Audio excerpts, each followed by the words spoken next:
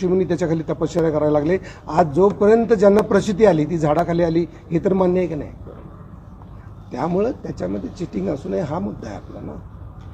वृक्ष जी तोड होते त्याची चिंता करणाऱ्या पर्यावरणवादी ज्यांनी कधीच बकरीच्या ह्याला विरोध केला नाही तेव्हा ते गप्प बसले, त्यावेळेस त्यांना सर्व धर्म समभाव का दिसला नाही असा तुम्हाला ही विचारला प्रश्न विचारला.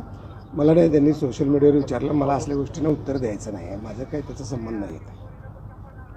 सर, तुम्ही तपोवनसाठी जे काही तुम्ही भूमिका घेतली आहे त्याच्यामध्ये किती झाडांच्या बद्दलची म्हणजे कुठली कुठली झाडं आहेत आणि ज्याच्यावर कुऱ्हाड पडू शकते असं तुम्हाला दिसतंय आणि त्याच्यामुळे तुम्ही हा विरोध करताय?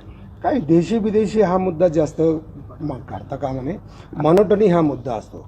आपण जेव्हा 2016ला मी मुद्दा मांडला होता की नुसते गुलमोहर, नुसतीच रेंट्री, नुसतंच हे करायचं आणि मूळ आपली जी पारंपरिक झाडं आहेत, ज्याला म्हणू की पशुपक्ष्यांना आवडणारी झाडं आहेत, जी ह्या मातीला योग्य आहेत, अशी झाडं असतात, तर ती जास्त लावली जातात.